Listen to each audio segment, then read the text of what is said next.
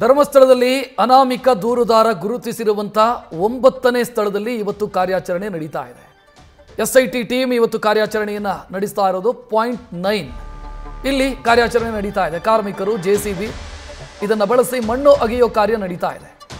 ಒಂದೆಡೆ ಮಳೆಯಾಗ್ತಾ ಇದೆ, ಮಳೆಯ ಮಧ್ಯೆ ಅವಶೇಷಗಳಿಗಾಗಿ ಶೋಧ ಕಾರ್ಯ ನಡೀತಾ ಇದೆ. ನಿನ್ನೆ ಪಾಯಿಂಟ್ 7 ಮತ್ತು 8ರಲ್ಲಿ ಕಾರ್ಯಾಚರಣೆ ನಡೆಸಲಾಯಿತು, ಆದರೆ ಏನೂ ಸಿಕ್ಕಿರಲಿಲ್ಲ. ಇವತ್ತು ಪಾಯಿಂಟ್ ನಂಬರ್ 9ರಲ್ಲಿ ಕಾರ್ಯಾಚರಣೆ ಸದ್ಯಕ್ಕೆ ನಡೀತಾ ಇದೆ. 10, 11, 12 ಮತ್ತೊಂದು ಪಾಯಿಂಟ್ 13, ಒಟ್ಟು 13 ಪಾಯಿಂಟ್ಗಳನ್ನು ಸದ್ಯಕ್ಕೆ ಗುರುತಿಸಲಾಗಿದೆ. ಸದ್ಯ 9ನೇ ಪಾಯಿಂಟಲ್ಲಿ ಕಾರ್ಯಾಚರಣೆ ನಡೀತಾ ಇದೆ. ನಿನ್ನೆ ನಡೆದಂಥ ಕಾರ್ಯಾಚರಣೆ ನಡೆದಂಥ ಜಾಗ ನದಿ ಪಕ್ಕದ ಜಾಗ, ಇದು ರಸ್ತೆ ಪಕ್ಕದಲ್ಲಿದೆ. ದೃಶ್ಯ ಗಮನಿಸ್ತಾ ಇದ್ದೀರಿ. ಮಿನಿ ಜೆಸಿಬಿಯನ್ನು ಬಳಸಿ ಕಾರ್ಯಾಚರಣೆಯನ್ನು ಮಾಡಲಾಗ್ತಾ ಇದೆ. ಒಂದು ಕಡೆ ಕಾರ್ಮಿಕರನ್ನ ಕೂಡ ಬಳಸಲಾಗಿದೆ. ಇದು ರಸ್ತೆಯ ಪಕ್ಕದಲ್ಲೇ ಇರುವಂಥ ಜಾಗ. ಆ ಹಸಿರು ಬಣ್ಣದ ಬಟ್ಟೆಯನ್ನು ಕಟ್ಟಲಾಗಿದೆ, ಅದರ ಪಕ್ಕದಲ್ಲಿರುವಂಥ ಜಾಗ ರಸ್ತೆಯ ಪಕ್ಕದಲ್ಲಿದೆ. ಉಜಿರೆಯಿಂದ ಧರ್ಮಸ್ಥಳಕ್ಕೆ ಹೋಗುವಂಥ ದಾರಿ ಮಧ್ಯೆ ಸದ್ಯ ಕಾರ್ಯಾಚರಣೆಯಲ್ಲಿ ನಡೀತಾ ಇದೆ. 9ನೇ ಪಾಯಿಂಟ್ನಲ್ಲಿ ಕಾರ್ಯಾಚರಣೆ ನಡೀತಾ ಇದೆ. 6ನೇ ಪಾಯಿಂಟಲ್ಲಿ ಮೊನ್ನೆ ಮೃತದೇಹದ ಅವಶೇಷಗಳು ಪತ್ತೆಯಾಗಿತ್ತು. 7 ಮತ್ತು 8 ನಿನ್ನೆ ಏನೂ ಕೂಡ ಸಿಕ್ಕಿರಲಿಲ್ಲ. ಇವತ್ತು 9ನೇ ಪಾಯಿಂಟ್ನಲ್ಲಿ ಕಾರ್ಯಾಚರಣೆ ನಡೀತಾ ಇರೋದನ್ನು ನೀವು ಗಮನಿಸ್ತಾ ಇದ್ದೀರಿ.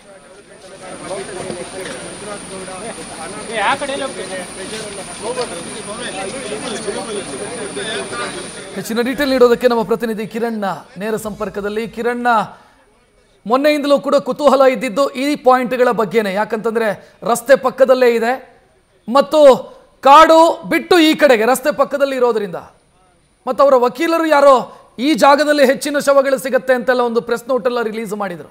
ಸದ್ಯ ಏನಾಗ್ತಾ ಇದೆ, ಕಾರ್ಯಾಚರಣೆ ಯಾವ ರೀತಿ ಸಾಗ್ತಾ ಇದೆ? ರಕ್ಷತ್, ಸ್ಪಾಟ್ ನಂಬರ್ 9ನಲ್ಲಿ ಅಗೆಯುವ ಕಾರ್ಯ ನಡೀತಾ ಇದೆ. 2.5 3 ಅಡಿ ಈಗಾಗಲೇ ಅಗದಾಗಿದೆ, ಆದರೆ ಏನು ಸಿಕ್ಕಿಲ್ಲ ಅನ್ನುವ ಮಾಹಿತಿ ಇದೆ. ಈ ಹಿನ್ನೆಲೆಯಲ್ಲಿ ಮತ್ತಷ್ಟು ಅಗಿಲಿಕ್ಕೆ ಈಗಾಗಲೇ ಜೆಸಿಬಿ ಮಿನಿ ಜೆಸಿಬಿಯನ್ನ ಕರೆಸಲಾಗಿದೆ. ಯಾಕಂದ್ರೆ ಆತ ದೂರುದಾರ ಹೇಳಿರುವಂಥದ್ದು ತನ್ನ ಹೇಳಿಕೆಯಲ್ಲಿ ಮತ್ತು ಪತ್ರದಲ್ಲಿ ಹೇಳಿರುವಂಥದ್ದು 2.5 3 ಅಡಿ ಹೊಂಡ ತೆಗೆದು ತಾನು ಶವಗಳನ್ನು ಹೂತಿದ್ದೇನೆ ಅನ್ನೋದನ್ನು ಆತ ಸ್ಪಷ್ಟವಾಗಿ ಹೇಳಿದ್ದ.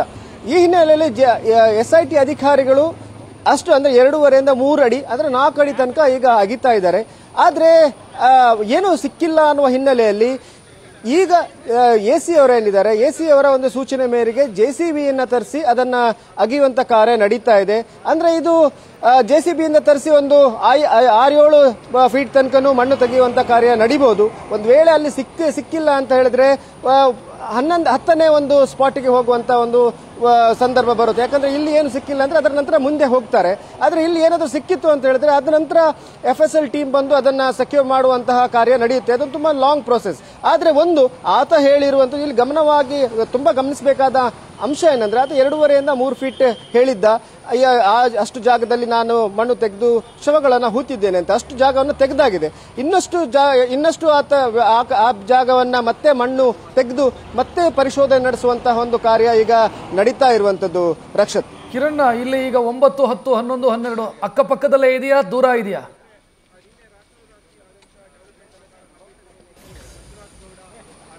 ರಕ್ಷತ್, ಇದು ಉಜಿರೆಯಿಂದ ಧರ್ಮಸ್ಥಳಕ್ಕೆ ಹೋಗುವಂತಹ ರಸ್ತೆ. ಅದು ರಸ್ತೆ ಪಕ್ಕದಲ್ಲಿರುವಂತಹ ಬಂಗ್ಲಗುಡ್ಡೆ. ಇದು ಕಾಡು. ಈ ಕಾಡಿನ ಸ್ಟ್ರೆಚ್ ಒಂದೇ ಸ್ಟ್ರೆಚ್ ಅಲ್ಲಿ ಅಂತ ಸರಿಸುಮಾರು ಒಂದು 10 ಮೀಟರ್ ದೂರದಲ್ಲಿಯೇ ಇರುವಂತಹ ಈ ಸ್ಪಾಟ್ಗಳು 9, 10, 11, 12, 13 ಇರೋದು ಸ್ನಾನಘಟ್ಟದ ಆ ಭಾಗದಲ್ಲಿ.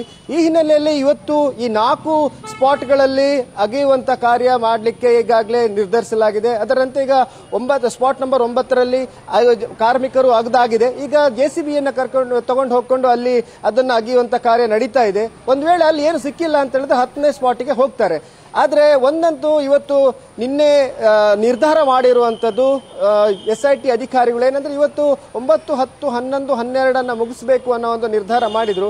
ಆದ್ರೆ ಈಗಾಗಲೇ ಸರಿಸುಮಾರು 1 ಗಂಟೆ 1 ಕಾಲ ಆಗ್ತಾ ಬಂತು. ಅಂದ್ರೆ 9ನೇ ಸ್ಪಾಟ್ ಅಲ್ಲೇ ಇದ್ದಾರೆ.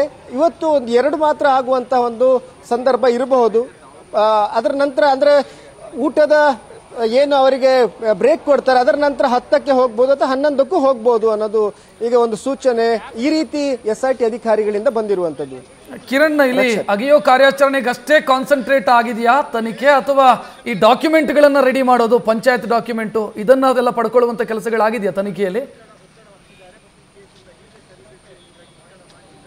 ರಕ್ಷತ್, ಆ ನಿಟ್ಟಿನಲ್ಲೂ ಕೂಡ ಒಂದು ಟೀಮ್ ರೆಡಿ ಮಾಡಲಾಗಿದೆ. ಆ ನಿಟ್ಟಿನಲ್ಲಿ ಕೂಡ ಒಂದು ಟೀಮ್ ತನಿಖೆಯನ್ನು ಆರಂಭಿಸಿದೆ. ಯಾಕಂದ್ರೆ ಈಗಾಗಲೇ ಗ್ರಾಮ ಪಂಚಾಯತ್ ಹಾಗೇನೆ ಧರ್ಮಸ್ಥಳ ಹಾಗೆ ಬೆಳ್ತಂಗಡಿ ಪೊಲೀಸ್ ಠಾಣೆಯಲ್ಲಿರುವಂತಹ ಕೆಲವು ದಾಖಲಾತಿಗಳನ್ನ SIT ಅಧಿಕಾರಿಗಳು ತಮ್ಮ ಸುಪತ್ತಿಗೆ ಪಡ್ಕೊಂಡಿದ್ದಾರೆ. ಅದರ ತನಿಖೆ ನಡೀತಾ. ಯಾಕಂದ್ರೆ ಸ್ಪಾಟ್ ನಂಬರ್ 6ರಲ್ಲಿ ಕಳೆಬರಹದ ಕೆಲವು ತುಂಡುಗಳು ಸಿಕ್ಕಿತ್ತು. ಅದನ್ನ ಎಸ್ಟಾಬ್ಲಿಷ್ ಮಾಡಕ್ಕಾಗಲ್ಲ, ಯಾರು ಅಂತ ಗೊತ್ತಾಗೋದಿಲ್ಲ. ಯಾಕಂದ್ರೆ ಅಲ್ಲಿ ತಲೆಬುರುಡೆ ಸಿಕ್ಕಿಲ್ಲ, ಅದರ 2 ತುಂಡುಗಳು ಸಿಕ್ಕಿದೆ. ಅದರಿಂದ ಸೂಪರ್ ಇಂಪೋಸ್ ಮಾಡುವಂತ ಸಂದರ್ಭ ಇಲ್ಲ. ಈಗ ಅಲ್ಲಿ ಸಿಕ್ಕಿರುವಂತ ಕೆಲವು ಮೂಳೆಗಳಿಂದ ಆತ ಯಾರು ಅಂತ ಗೊತ್ತಾಗ್ಲಿಕ್ಕಿಲ್ಲ. ಆದ್ರೆ ಆತ ಆ ಒಂದು ಮೂಳೆ ಗಂಡಸಿದೋ ಅಥವಾ ಹೆಂಗಸಿದೋ ಅನ್ನೋದು ಗೊತ್ತಾಗುತ್ತೆ.